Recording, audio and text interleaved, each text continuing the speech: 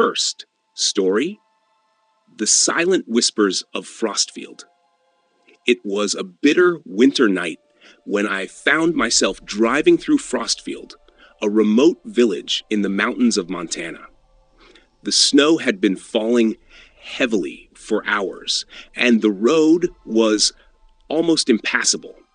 I had been on my way to visit an old friend who had moved here a few years ago.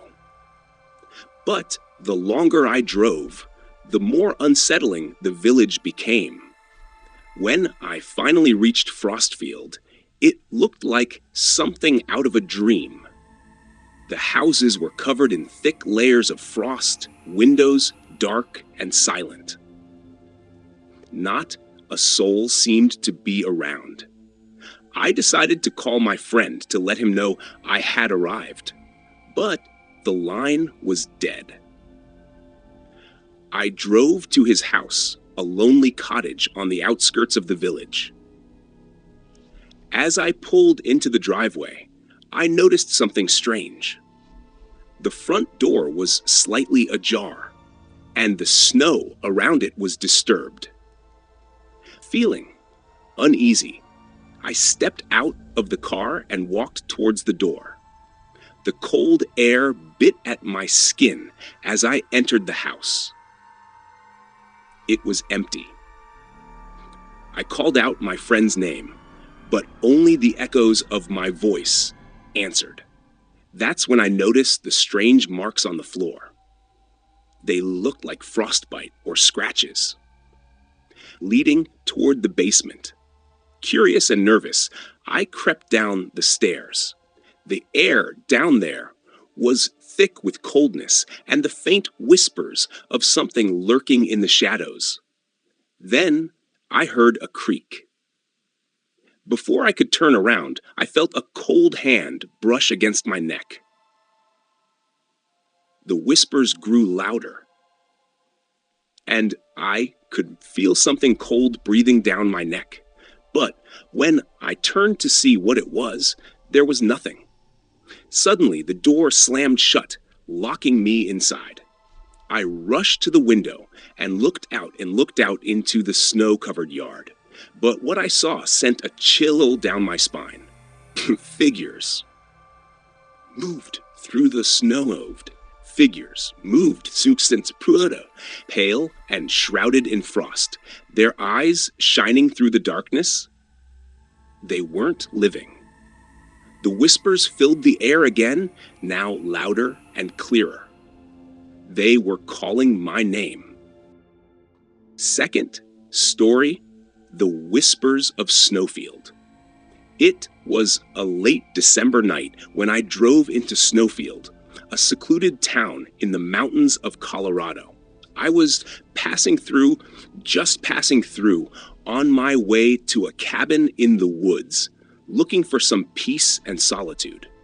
But the moment I entered the town, I felt a coldness in the air that wasn't just from the snow. The streets were empty, but I could hear whispers coming from the shadows, soft and almost imperceptible. I shook it off as nothing more than the wind playing with the snow. But deep down, I knew there was something more. I checked into the only motel in town, the Snowfield Inn.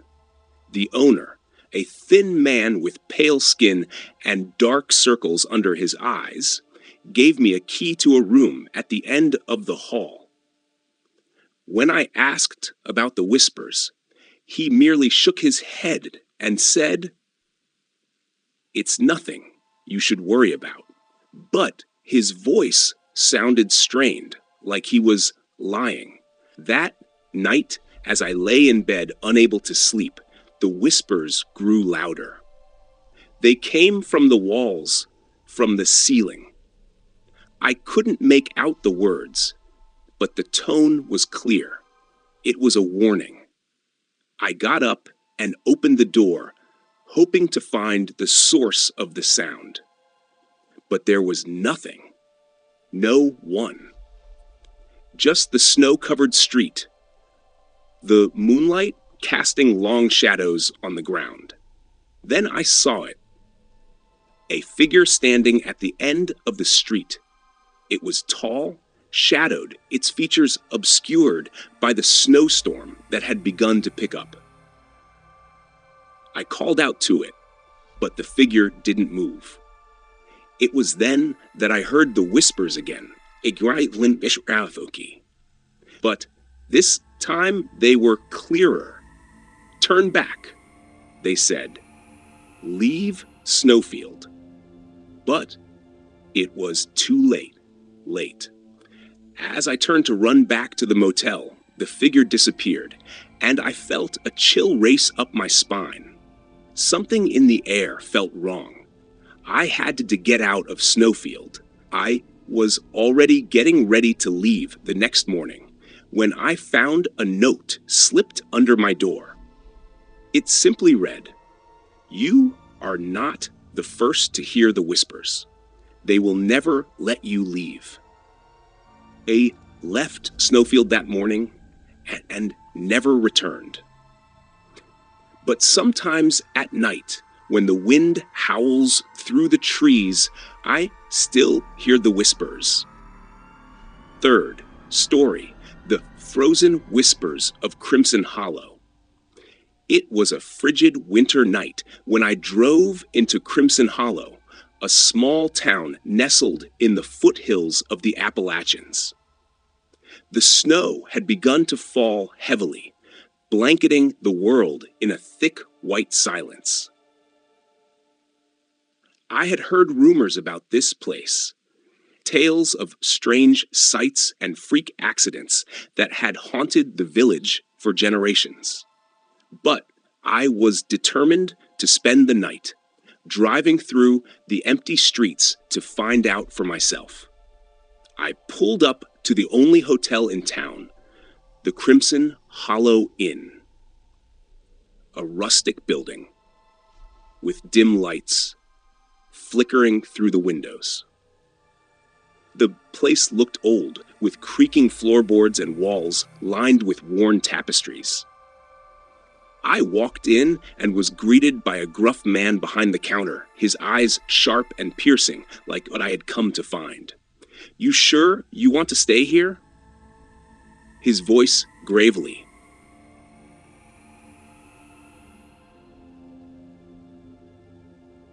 "This place has a history you might not want to know." I shrugged it off, laughing nervously to myself.